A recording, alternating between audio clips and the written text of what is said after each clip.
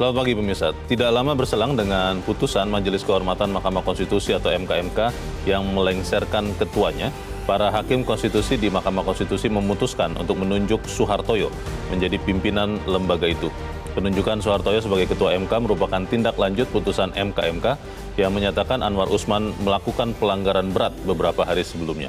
Pemirsa, inilah editorial Media Indonesia di hari ini Jumat 10 November 2023 dengan tema mengembalikan muruah penjaga konstitusi bersama saya Leonard Samosir. Dan Anda semua para pemirsa juga bisa ikut menyatakan pendapat Anda dengan menelepon nomor telepon 021 583 99 100. Dan pemirsa, pagi ini telah hadir bersama saya anggota Dewan Redaksi Media Group Don Bosco Selamun. Bang Don, selamat pagi. Selamat pagi, Leo. Sehat-sehat Bang? Sehat.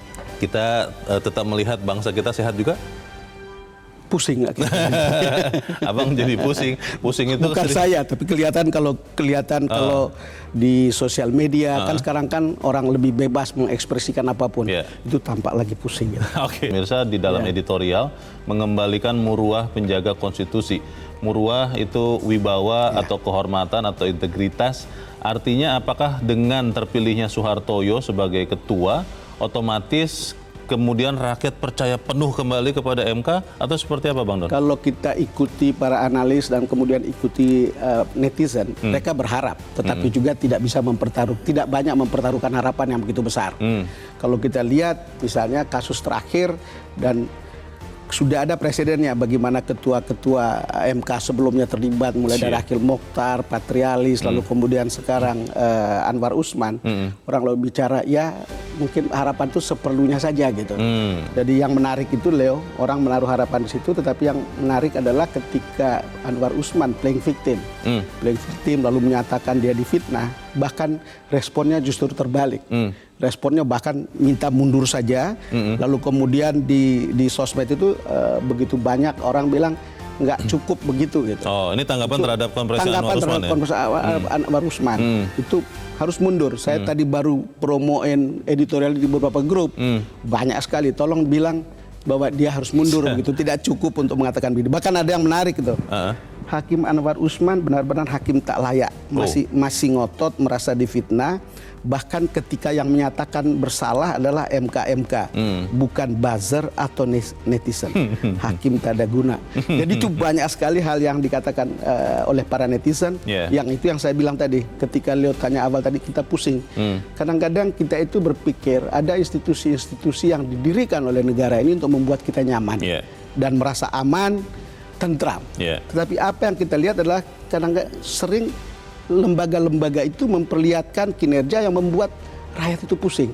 Ekspresi yang kita lihat di netizen, di mana kemudian semua aspirasi itu terekspresikan dengan mudah, itu kita bisa lihat dengan mudah. Oh ternyata banyak yang pusing sebetulnya kan begitu.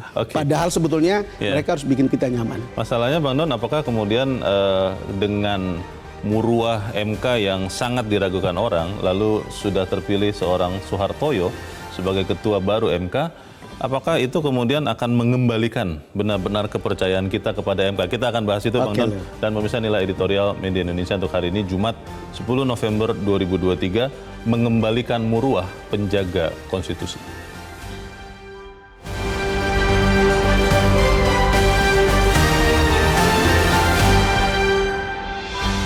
Mengembalikan muruah penjaga konstitusi.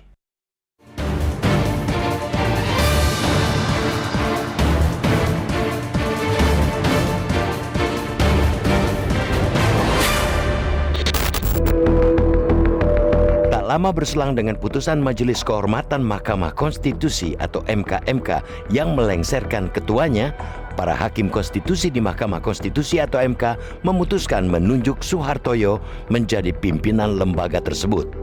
Penunjukan Soehartoyo sebagai ketua MK merupakan tindak lanjut putusan MKMK yang menyatakan Anwar Usman melakukan pelanggaran berat beberapa hari sebelumnya. Sebagaimana diketahui, Anwar Usman terbukti melanggar kode etik ketika menangani uji materi gugatan batas usia calon presiden atau capres dan calon wakil presiden atau cawapres dalam putusan yang menguntungkan Gibran Rakabuming Raka yang juga merupakan keponakannya. Menurut Wakil Ketua MK Saldi Isra, Sosok Soehartoyo ditunjuk menjadi Ketua MK untuk periode 2023-2028 setelah 6 hakim konstitusi lain sepakat memilihnya melalui mekanisme rapat permusyawaratan hakim atau RPH. Rencananya, Soehartoyo yang ketika dipilih menjadi hakim MK menuai kontroversi karena ditentang Komisi Yudisial atau KY dilantik Senin 13 November 2023. Soehartoyo pun usai terpilih menjadi Ketua MK berjanji bakal memperbaiki kinerja MK yang saat ini bisa dibilang terpuruk usai keluarnya putusan kontroversial itu. Soehartoyo juga meminta agar publik terus mengkritik apabila ada pelanggaran atau hal yang tidak baik dilakukan MK. Kita tentu menginginkan pernyataan Soehartoyo tersebut bukan hanya sekedar gimmick atau lip service seperti kebanyakan politisi yang berkampanye jelang penyelenggaraan pemilu.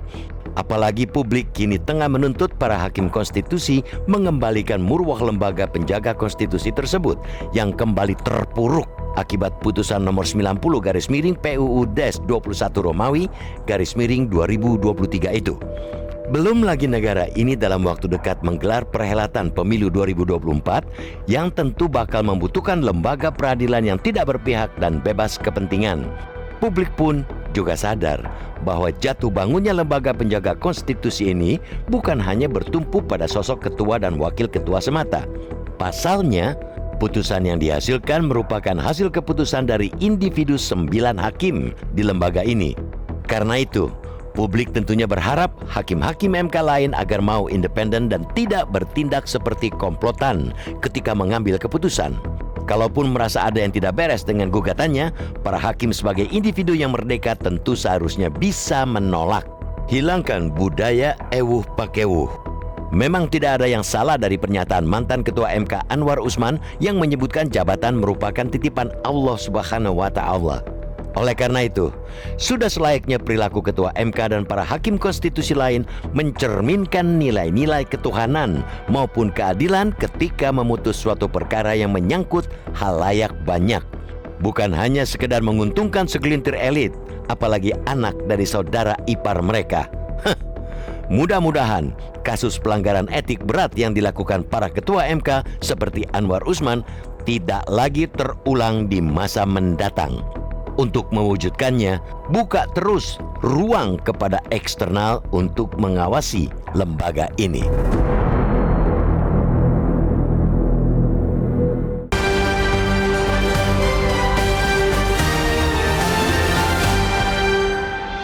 Di bagian berikut Anda bisa ikut menyatakan pendapat Anda terkait dengan editorial pagi ini, pemirsa. Untuk saat ini, tetaplah bersama kami.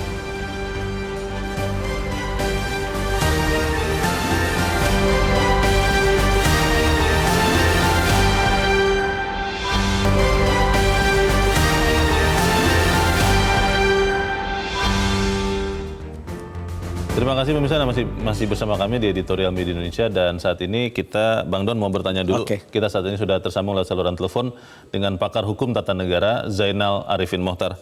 Mas Zainal, Mas Uceng, selamat pagi. Selamat pagi Bang Leo. Selamat pagi Mas Don. Selamat pagi Mas. Mas Uceng, ini kemarin kita lihat sudah ada ketua yang baru untuk MK, Soehartoyo. Dan ini banyak orang berharap bahwa marwah MK akan bisa kembali dipercaya oleh masyarakat. Anda sebagai bagian dari masyarakat, pakar, Anda percaya tidak bahwa Soehartoyo bisa mengembalikan marwah MK ini, Mas Uceng? Kan kalau kita menilai Soehartoyo, saya kira paling fair kita menilai dengan 3 hal kan. Satu adalah kapasitas, yang kedua adalah integritas, yang ketiga adalah akseptabilitas. Dan saya kira ketiganya ini setidaknya sampai sekarang dimiliki oleh Pak Soehartoyo, khususnya 2 hal yang saya bilang tadi di awal. Secara integritas saya kira Pak Soehartoyo tidak punya catatan apapun. Oke. Ya, kita tidak pernah mengendus apapun yang berkaitan dengan Pak Soehartoyo, agak miring gitu. Dalam beberapa putusannya pun saya kira kita bisa melihat posisi yang cukup baik dilakukan oleh Pak Soehartoyo. Oke. Kapabilitas saya kira sangat capable. Mantan hakim, beberapa putusannya juga kalau kita baca dissenting opinion itu sangat nalar hukumnya cukup jalan gitu. Nah, yang menarik soal akseptabilitas memang. Saya kira akseptabilitas publik tetap tinggi Nah, tapi biasanya kalau hakim memiliki akseptabilitas politik tinggi, ya, itu yang biasanya menjadi pertanyaan tuh. Nah, mungkin harus kita lihat betul dalam artian apakah Pak Soehartoyo ini lahir betul-betul dari akseptabilitas publik yang tinggi semata, atau ada akseptabilitas politik. Saya mengatakan begini, kenapa akseptabilitas politik itu biasanya penting? Karena kita belajar dari pemilihan ketua MK yang lama. Tentu teman-teman masih ingat kan, pemilihan wakil ketua itu berjalan satu putaran, 6-3, Saldi terpilih. Tapi ketika pemilihan ketua kala itu berjalan 4 putaran. Tiga kali kan seri 4 sama terus kan. Kalau masih ingat Pak saat itu. Jadi saya ingin mengatakan bahwa proses yang terjadi ketika Anwar Usman terpilih itu, saya membahasakannya ya proses politik sebenarnya. Bukan membahasakan dari proses yang tidak politik. Nah, pertanyaannya memang adalah yang terjadi Pak Soehartoyo kemarin itu apakah proses biasa atau proses politik? Saya sih berharapnya proses biasa. Iya, apapun prosesnya kan Soehartoyo sudah jadi ketua. Pertanyaan saya begini Mas Uceng, karena seorang Anwar Usman masih menjadi hakim MK walaupun sudah tidak jadi ketua, apakah kemudian seorang Soehartoyo dan pimpinan atau hakim MK yang lain benar-benar bisa netral, bisa tidak terpengaruh oleh seorang mantan ketua MK yang masih ada bersama-sama dengan mereka? Satu sisi saya kira putusan MK itu cukup bagus untuk mulai membatasi. Dan kalau kita lihat putusan MK itu dia bilang Anwar Usman tidak boleh lagi memegang perkara sejenis 169 kan, karena lagi sedang ada pengujian pasal 169 lagi kan. Tidak boleh memegang perkara pemilu, ya kan? Tidak boleh memegang jabatan ketua. Ya kan, dan ada satu lagi MK bilang hakim-hakim tidak boleh saling mempengaruhi lagi. Nah, secara normatif saya kira itu cukup banyak membatasi Anwar Usman. Tapi problemnya itu kan batasan normatif. Bahwa praktiknya masih sangat mungkin terjadi, masih sangat mungkin. Itu satu. Yang kedua adalah kalau kita bicara soal perdebatan etis, orang akan mengatakan, loh, orang yang sudah dijatuhin cacat etik kok masih bisa ada di MK? Dan cacatnya etik itu kan bertubi-tubi sebenarnya kan. Cacat etiknya itu kan bertubi-tubi gitu. Karena kalau kita lihat putusan MK itu ada 5 jenis pelanggaran yang dia lakukan kan. Nah, nanti selamanya setiap ada posisi ya, misalnya 5-4 lagi, di mana ada Anwar Usman, nanti orang akan curiga lagi kan, alah ini diambil dari proses politik gitu lah. Ada soal kepercayaan di situ ya, trust ya. Persis, trust. Nah, cuma memang yang beginian ini MK sudah ada putusan MK. Biasanya kalau moralitas ini, kalau logikanya Immanuel Kant itu ya memang pindahnya ke orangnya. Sejauh mana orangnya mau tahu malu, tahu diri dan mau mundur gitu. Nah, kalau dia mundur kan jauh lebih baik gitu sebenarnya. Kalau seandainya Mas Uceng yang diharapkan orang itu tetap tidak terjadi, seorang Anwar Usman tetap menjadi hakim MK, apakah Soehartoyo menurut Mas Uceng dan juga semua hakim konstitusi yang lain bisa benar-benar mengembalikan muruah MK nih? Saya percaya Anwar Usman cuma 1 di antara 9. Ya. Nah, artinya terpulang pada 8 hakim yang lain. Sejauh mana dia berani memproteksi diri. Dulu ketua itu kan punya jaringan yang barangkali langsung ya ke beberapa hal. Nah, saya kira yang ini harusnya 8 orang hakim yang lain jauh lebih bisa memproteksi diri gitu. Jauh lebih berani untuk berhadapan. Nah, selama itu terjadi, saya kira satu penyakit itu tidak akan, misalnya 1 itu dianggap penyakit, maka seharusnya 8 antivirusnya bisa jalan gitu. Kalau 1 itu dianggap penyakit gitu. Nah, jadi ya harusnya tetap bisa berjalan. Cacat etisnya 1 orang itu tidak boleh mempengaruhi 8 yang lain. Gitu. Baik.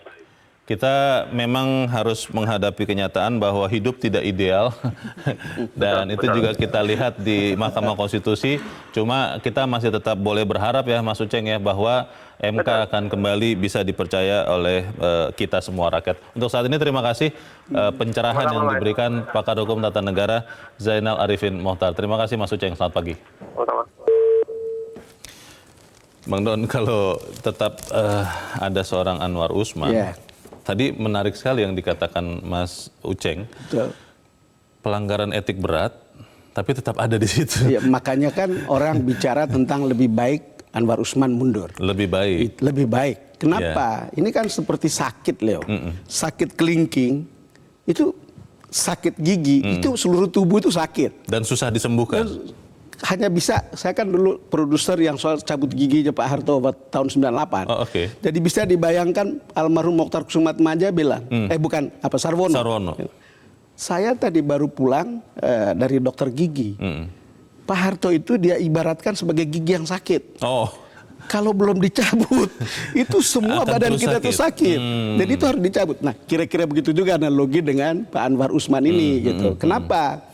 Kita tahu orang selalu bilang ini cacat etis. Sebetulnya secara kasat mata itu cacat yuridis juga sebetulnya. Yuridis? Iya, cuman kan tidak bisa diadili karena ini sudah final and binding, tidak ada jalannya.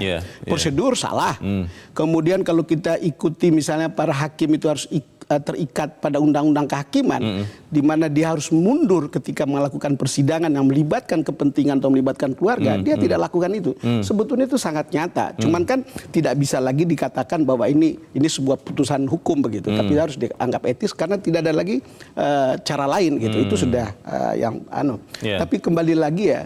Tadi Mas Uceng berharap ada harapan, tapi saya kira juga tidak bisa kita menaruh harapan sudah seperti bisa kosong di situ. cek kosong ya. Kasih cek kosong. Kenapa?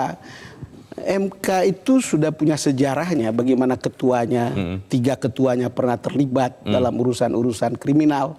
Lalu kemudian yang terakhir ini dalam urusan keputusan yuridis tetapi sangat berpengaruh pada situasi atau konstelasi politik. Jadi hal yang tidak kecil, itu sebetulnya jauh lebih besar mungkin dari seorang yang mungkin korup 1 miliar, 2 miliar gitu.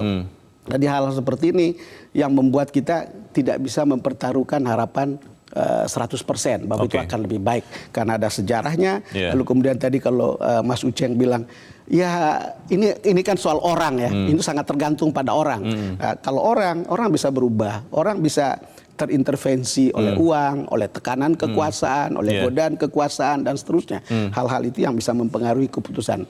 Cuman kita sekarang sudah sampai pada satu tahap karena kan ada gugatan baru yang masuk ke MK. Gugatan ini dari mahasiswa Universitas Nahdlatul Ulama yang meminta menetapkan usia 40 dan kemudian boleh orang calon kepala daerah tetapi sampai di tingkat gubernur yang adalah ada 2 hakim di MK yang pada waktu itu mengatakan hanya sampai di tingkat gubernur kalau kepala daerah itu lolos menjadi capres atau cawapres. Dan itu yang dianggap menyetujui ya, menerima gugatan itu yang dianggap menerima, seolah-olah itu menerima sebagian kan gitu kan, lalu dikabulkan sebagian. Ya sebetulnya nggak tahu ya, kita kan otak awam ya Leo. Kalau eksplisit dinyatakan hanya sampai di gubernur ya berarti di bawahnya itu tidak bisa. Dan kalau lihat kok tiba-tiba boleh gitu. Itu yang kita tidak tahu seperti apa. Itu urusan para ahli hukum lah. Kita kan cuma jurnalis yang coba mengutip kiri kanan lalu kemudian menyampaikan kepada publik. Bang Don, pertanyaan besar kita kan itu ya, ketika muruah atau wibawa MK dianggap orang, bahkan ini bukan hanya lapis elit ya Bang. Ketemu dengan, saya belum lama beli gorengan Bang, tukang gorengan yang jual saja sampai bicara, itu kok bisa begitu ya, katanya begitu loh. Saya terkagum-kagum. Nah tapi pertanyaannya kan, ketika ada seorang Soehartoyo, ketua baru MK, tapi ada mantan ketua MK, Anwar Usman, masih di ruangan yang sama seperti kita duduk ini, bagaimana memastikan bahwa pengaruh dari yang lama ini memang tidak ada lagi? Ya makanya tadi kalau ikutin Mas Uceng itu kan memang tidak bisa steril jadinya. Tidak bisa steril lalu kemudian bagaimana gitu. Cuman kan betul kita boleh berharap misalnya karena nanti kan dia Pak Anwar Usman ini tidak lagi boleh mengadili perkara-perkara sengketa pemilu, baik pilpres, pilkada maupun legislatif. Salah satu putusan MK ya. Itu salah satu keputusannya. Kalau lihat seperti itu kan kita sudah bisa menaruh harapan bahwa tidak ada lagi duri ketika mengambil keputusan. Walaupun kita tidak bisa mengatakan atau taken for granted bahwa itu akan bersih banget. Gitu. Tetapi kan boleh dong kita berharap bahwa oh ini tidak ada. Kenapa? Karena ini berkaitan dengan kredibilitas hasil pemilu. Ini berkaitan dengan kredibilitas hasil pilpres. Sedangkan keputusan ini saja sudah menimbulkan cacat, bukan saja cacat etis, tapi juga problem politik yang besar. Apalagi kalau nanti persidangan itu berlangsung dan ketika Pak Anwar Usman tetap menggendong kepentingan masuk ke dalamnya, itu problem yang tidak mudah untuk orang kemudian percaya pada hasil pemilu. Kira-kira begitu, Leo. Kalau kita lihat bahwa memang Majelis Kehormatan Mahkamah Konstitusi yang akhirnya kan mengambil keputusan yang menurut banyak orang, Bang Don, memenuhi rasa keadilan masyarakat. Ini menjadi pertanyaan lagi karena saat ini kan mekanismenya MK itu hanya dibuat ad hoc. Betul. Ketika ada aduan, ada laporan, kemudian dibuat dan selesai bertugas. Tapi kalau melihat presiden ini, apakah kemudian kita boleh berpikir bahwa MK ini memang layak dipermanenkan supaya kemudian tidak ada lagi nih hakim-hakim konstitusi yang melupakan sumpah dan janji jabatannya? Ada usulan begitu, ada yang mengusulkan MK-MK-nya harus permanen, ada yang mengusulkan ada ombudsman di situ. Tetapi kan kita juga tahu ada juga lembaga yang punya ombudsman, ada juga lembaga yang punya majelis kode etik, Dewan Pengawas. Iya, tetapi juga kita melihat begitu. Makanya tadi saya bilang kita membuka pembicaraan kita bahwa banyak sekali institusi negara atau kuasi negara yang kemudian dibentuk untuk kita rasa nyaman, untuk kita merasa aman dan tentram. Tetapi pada gilirannya ada juga institusi yang justru membuat kita tidak nyaman, tidak aman dan bahkan pusing. Kalau kita baca respon publik atas keputusan MK, kita bisa menyelam bagaimana publik itu pusing, bagaimana publik itu marah, bagaimana publik itu galau karena urusan-urusan yang dibuat atau produk-produk institusi-institusi hukum begitu. Ini bicara soal muruah itu kan artinya kita bicara soal integritas ya Bang. Bagaimana sistem value system yang dipegang oleh seseorang. Akhirnya kalau saya melihat ketika sistem dibuat begitu rupa Bang, tapi kalau orangnya memang susah untuk dipercaya, kan repot juga ini ya. Nah, bagaimana kemudian kita memastikan di masa depan hakim-hakim konstitusi ini adalah orang-orang yang memang benar, sering dikatakan setengah dewa. Kita akan bahas di bagian berikut. Bang Don dan pemirsa tetap bersama kami. Editorial Media Indonesia segera kembali selepas jeda berikut ini.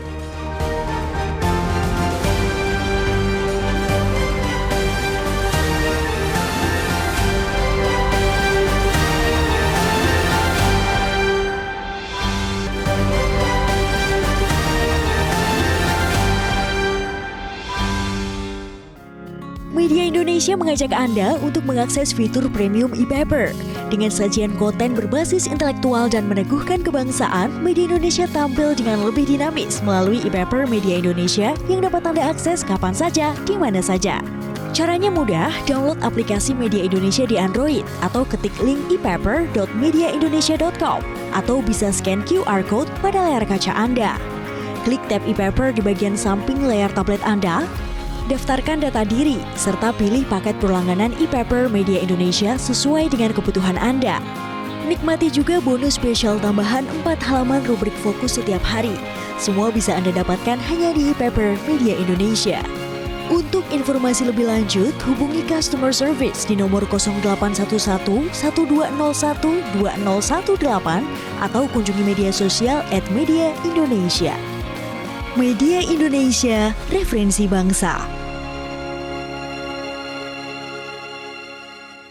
Terima kasih Anda masih bersama kami di Editorial Media Indonesia. Pemirsa, Bang Don, ada yang menyebut bahwa jabatan adalah titipan Tuhan. Dan ada juga yang menyebut bahwa... Begitu juga kata Pak Anwar Usman. Iya, Pak Anwar Usman itu yang menyebut, saya lupa. Ada juga yang menyebut bahwa hakim adalah setengah Tuhan atau setengah dewa. Tapi kalau kemudian titipan itu tidak dipegang dengan baik, bagaimana itu Bang? Ya itu Leo, pada akhirnya kita harus menerima kenyataan, no angel among us. Jadi tidak ada malaikat di antara kita. Ya, tapi makanya kekuasaan itu selalu perlu check and balances. Check and balances, lalu kekuasaan itu dibagi-bagi, pengawasan itu diperlukan, lalu kemudian kita butuh demokrasi. Kan itu kira-kira saya baca tulisannya Erlangga pribadi hari ini. Saya baca di Kompas soal berani membela demokrasi. Dinyatakan bahwa sayangnya demokrasi kita sedang tidak baik-baik saja. Jadi kalau lihat seperti ini, ya itu tadi. Kalau lihat model keputusan yang dibuat oleh MK lalu kemudian berpengaruh pada proses demokrasi yang kemudian orang mengatakan atau umum mengatakan, oh kita akan terjebak dalam politik dinasti. Ini kan problem demokrasi. Betul retorikanya adalah bahwa kita serahkan kepada rakyat, rakyat yang memilih. Tetapi kita masuk ke lapangan yang namanya rakyat itu dengan cara apa? Kan itu kan problem juga. Dan orang harus melihat caranya benar. Apakah itu prosesnya betul-betul proses demokratis yang wajar, ataukah dengan menelikung konstitusi, atau dengan menelikung hukum dan seterusnya. Ini kan hal-hal yang rakyat juga sudah tahu semuanya apa yang terjadi begitu loh. Jadi jangan pura-pura naif begitu ya Bang Don ya. Statement yang menarik. Kita akan mendengarkan suara pemirsa Metro TV Bang Don, karena pemirsa selalu tidak naif, selalu jujur. Kita coba bertanya kepada pemirsa Metro TV di Kalimantan Utara. Ada Pak Yunus. Pak Yunus, selamat pagi. Selamat pagi, salam sejahtera untuk seluruh warga NKRI tercinta. Salam sejahtera. Silakan Pak Yunus. Mohon izin, kami dari pelosok Kalimantan Utara, Tanjung Selor, Kabupaten Bulungan, ingin menyampaikan pendapat dengan segala kerendahan hati.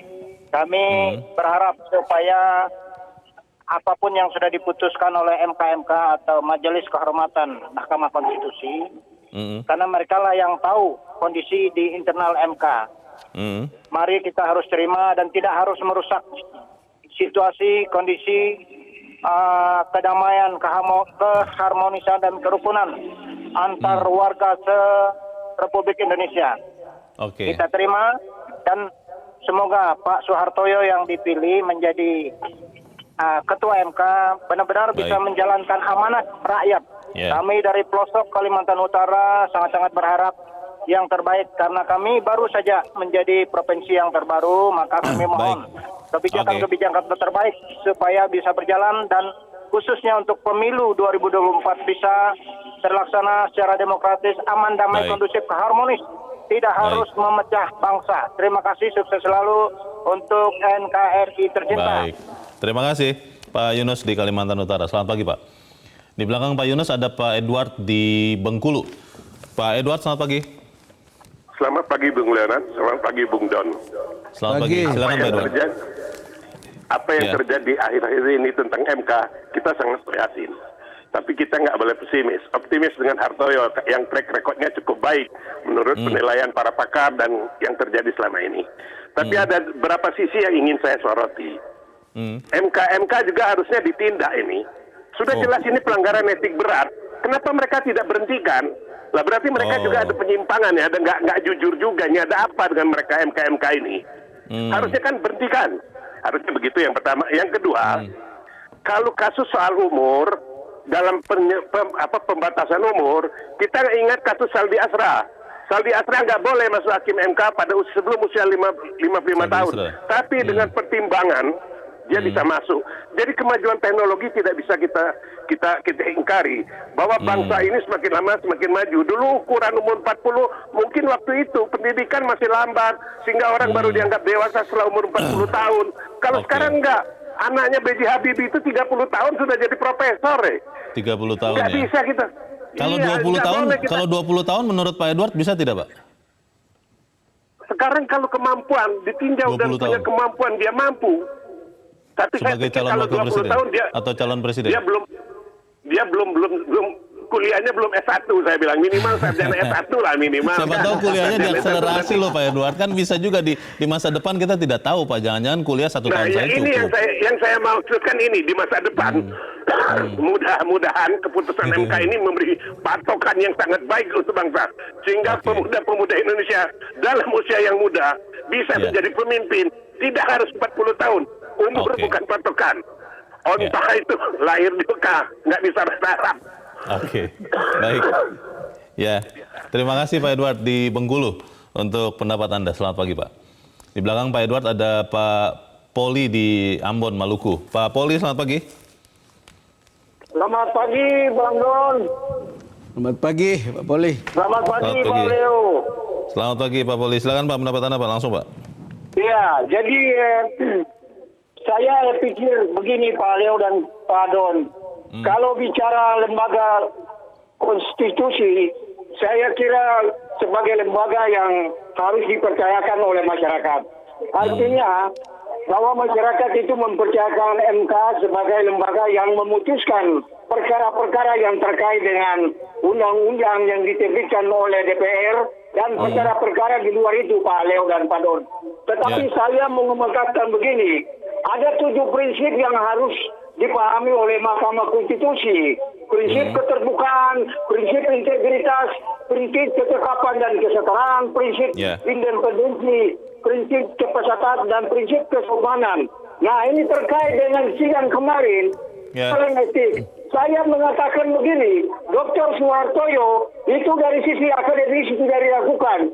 Tetapi ingat, persoalan-persoalan moral bisa saja terjadi pada seseorang. Tidak tergantung pada persoalan yang dihadapi.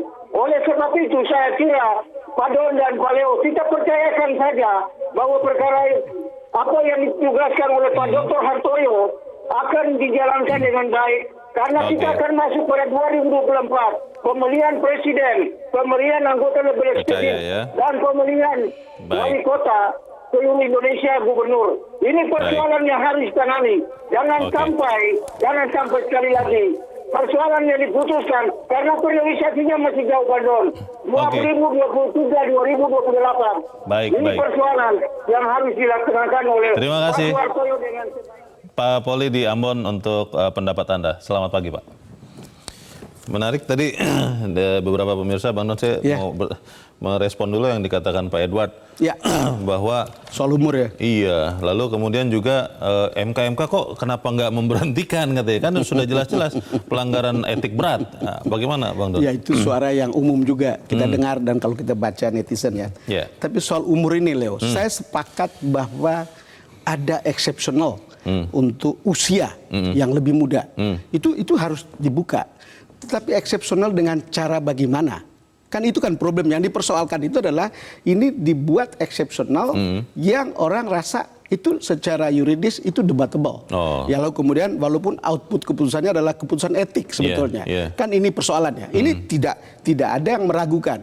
Orang muda pasti ada yang sangat eksepsional bisa lebih baik dari orang yang lebih tua, bisa lebih pintar, bisa lebih cerdas, bisa lebih bijak dan seterusnya itu. Tapi eksepsionalnya dengan cara apa? Gitu. Kita tidak boleh menerobos hal-hal yang sebetulnya secara kasat mata dilihat, oh ini tidak proper, kira-kira begitulah. Apakah tidak proper secara politis, apa tidak proper secara yuridis, apakah tidak proper secara yuridis begitu. Kalau lihat seperti itu. Kalau kemudian yang kedua Leo, kalau dari Pak Poli kan, kita percaya pada MK, tidak ada hal yang kita tidak percaya. Tapi menurut saya sebagai masyarakat yang mulai melek dan kemudian mulai cerdas, kepercayaan itu tidak bisa kita berikan begitu saja. Itu seperti cek kosong. Selalu ada ruang di dalam pikiran maupun dalam hati kita untuk skeptis. Kenapa? Kita semua manusia yang tidak sempurna. Hal-hal yang sebetulnya kalau kita dengar khotbah, entah di masjid, entah di gereja, ya selalu ada pembicaraan seperti ini kan. Jadi kepercayaan itu kita tidak bisa pertaruhkan. Kembali lagi, makanya kumpulan orang atau kumpulan masyarakat, makanya perlu demokrasi, perlu check and balances. Tugas kita untuk menyampaikan ini adalah selalu membuka ruang skeptis, lalu kemudian untuk itulah kita kemudian mengawasi, termasuk mengawasi MK yang kemudian kita pikir dulu kita anggap manusia setengah dewa, kita pertaruhkan begitu. Ternyata dalam sejarahnya, oh ada kasus ini, ada kasus ini, ada kasus ini, dan kita berpikir jangan-jangan sejarah akan berulang. Kan itu saja problemnya. Oke, kita akan jeda dahulu Bang Don dan pemirsa tetaplah bersama kami. Editorial Media Indonesia segera kembali.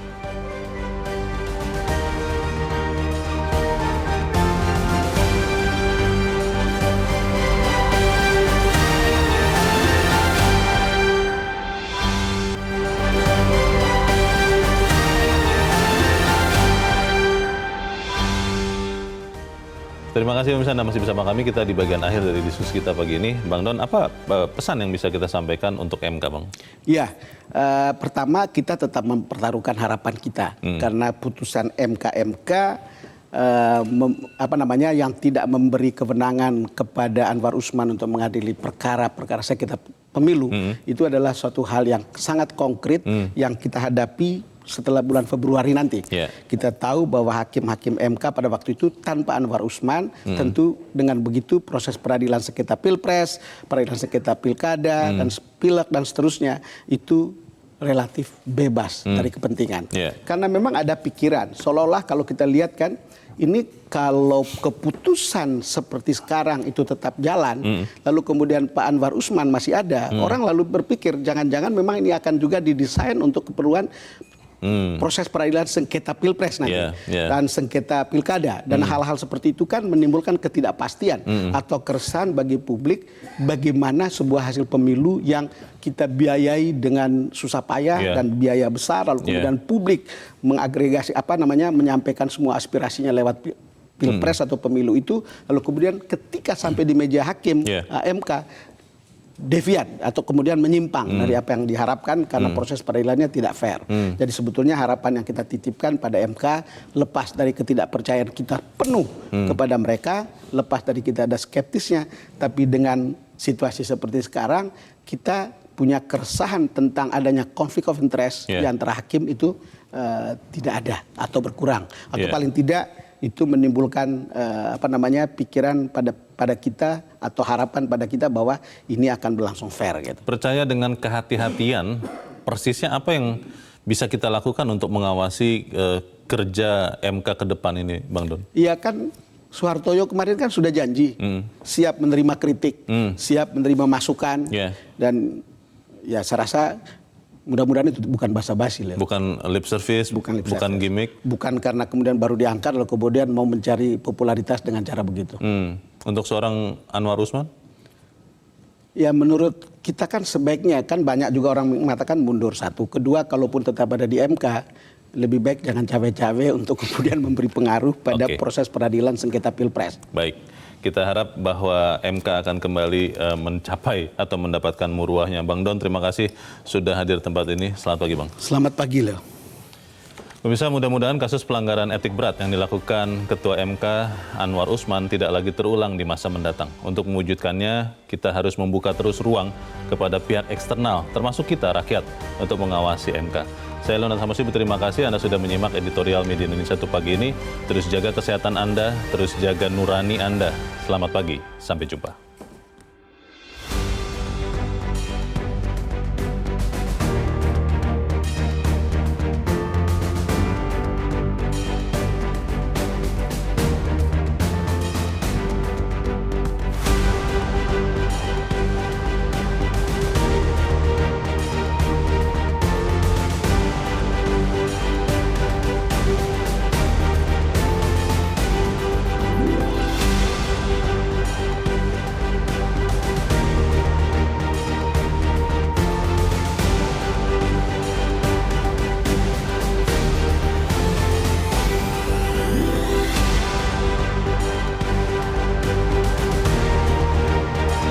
Jelajahi cara baru mendapatkan informasi. Download Metro TV Extend sekarang.